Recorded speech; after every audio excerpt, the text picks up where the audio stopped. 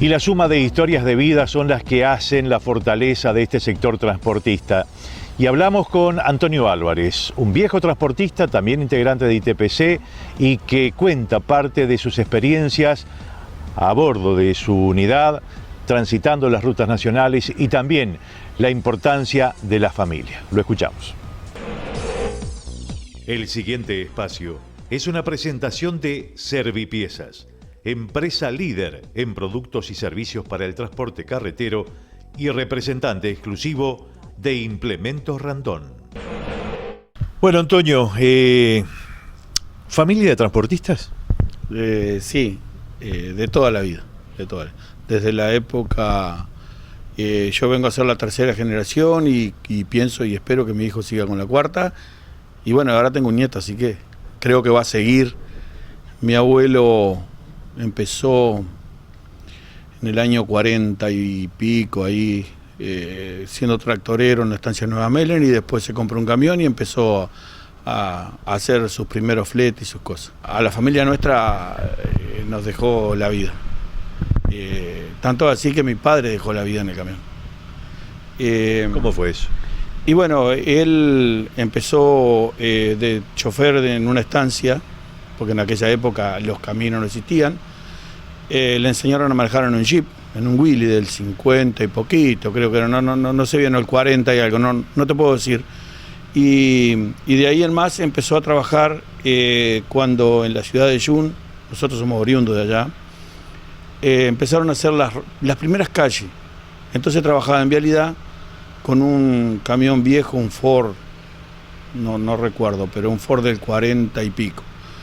Y bueno, y de ahí le gustó el camión, incursionó un poco en un bar y después volvió al camión. Y de ahí ya de esa vez nos enseñó a nosotros a querer lo que es el transporte. ¿Es difícil llegar al primer camión?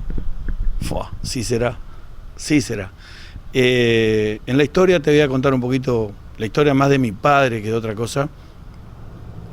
En el año 57 se funda una empresa allá en el litoral, Transportes Arla se llamaba, que en su momento era Álvaro Regino López Allegue, eran la sigla del dueño, representante de Internacional, y bueno, eran las primeras armas de venta de los camiones americanos y los empezaron a difundir, y bueno, y ahí empezaron la empresa. Compraban grano, hacían ese tipo de trabajo, y mi padre fue chofer.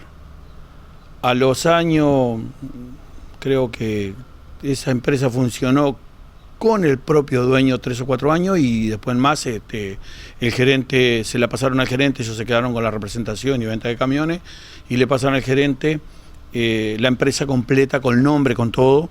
Y bueno, mi papá era chofer, compraron, se lo dieron con 4 camiones, y bueno, y habían comprado un camión en el año 62, los primeros camiones italianos, porque acá habían Fiat, y no mucho más de eso. Escaña no había llegado todavía, creo que en esos años, y compraron un OM, que no sabíamos ni lo que era, ¿no? Pero sí lo vimos, y bueno, y compraron uno, y mi padre era el primer camión que iba a subir grande, 2 cuchetas, viajábamos la familia, porque viajaba papá, mi mamá, yo y mis 2 hermanas, dormíamos los 5 arriba dentro del camión. ¿Por qué edad tenía? Y yo tendría 6, 7 años. Y recuerdo algunas cosas de esas, las recuerdo. Como quedarme a dormir en el camión.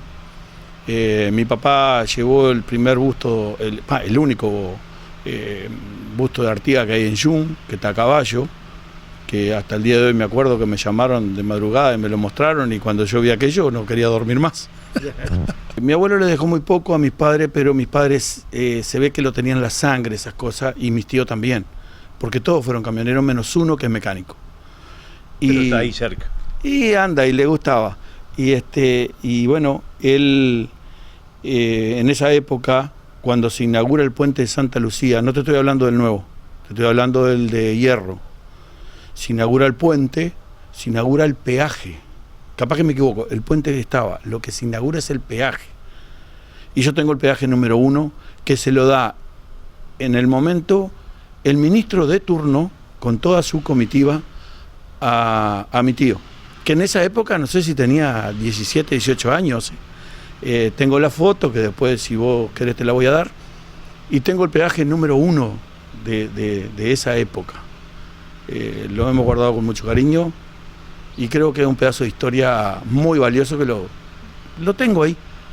Lo más en común que tiene todo el transportista es el sacrificio. En aquella época no había teléfono, no existía el teléfono.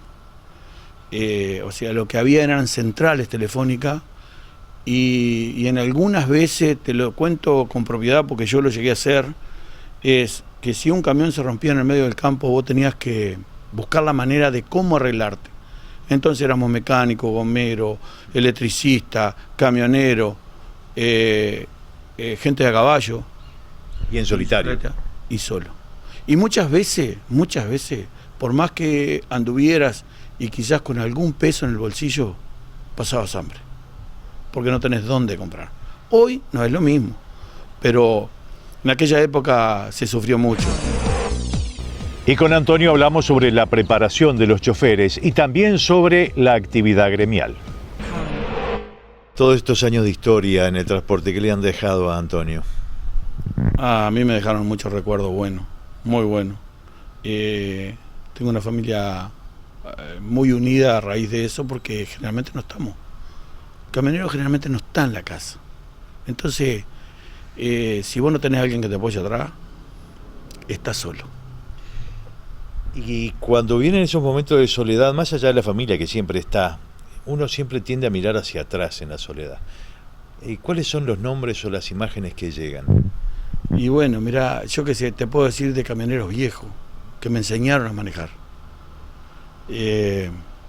Me costaron, como digo yo, a la gente que hoy está, hoy es distinta la dinámica, las cosas, todo. ¿Sabes lo que yo veo?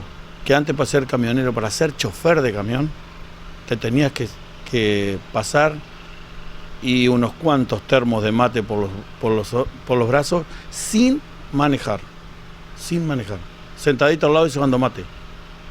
Y no un rato, noches enteras. Hoy por hoy eso no podría funcionar quizás. No digo que para la época fue lo mejor.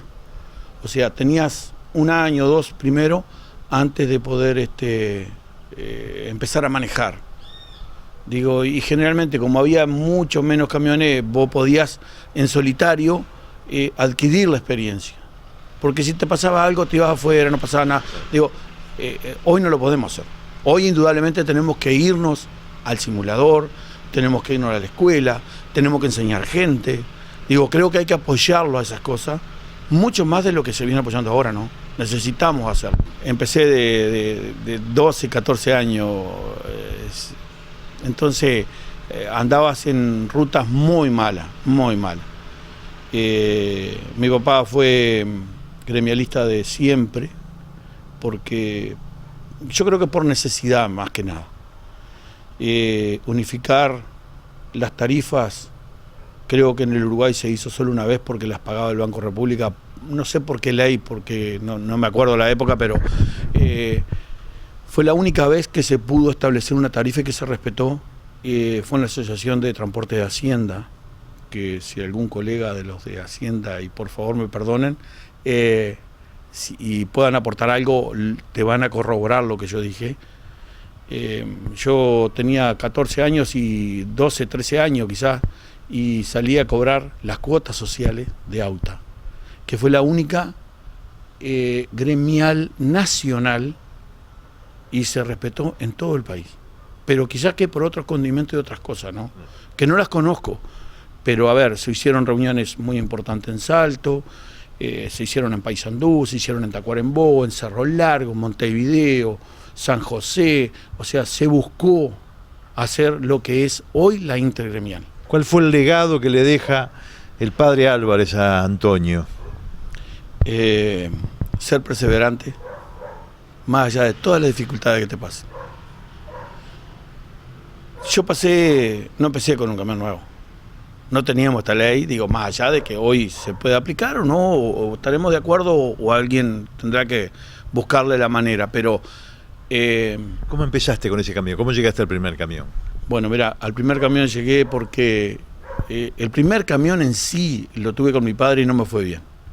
Compramos un Bedford de remate del año 61, lo desarmé todito y mi tío, en el taller de mi tío, que yo te dije que tenía taller, me sentaba a sentar todos los fierros y lavarlos toditos. Y lo tenía que hacer afuera, no podía dentro del taller. Y de ahí en más armé el camión, trabajé y bueno, al final terminamos que no anduvo de la época, papá. Después pasamos muchas crisis y entre ellas se fueron todos. Y ahí nos vinimos a Montevideo, bueno, con una mano atrás adelante, con un camión medio embargado, ahí trabajando, haciendo lo que se podía, hasta que volvimos a insistir. Por eso te dije, lo que más me dejó es la perseverancia. Y llego a mi primer camión, porque yo había traído a mi familia para Montevideo, estaba alquilando la casa en Jun y con lo que alquilaba allá pagaba acá. Surge vender la casa y yo quería un camión. No quería otra casa, quería un camión.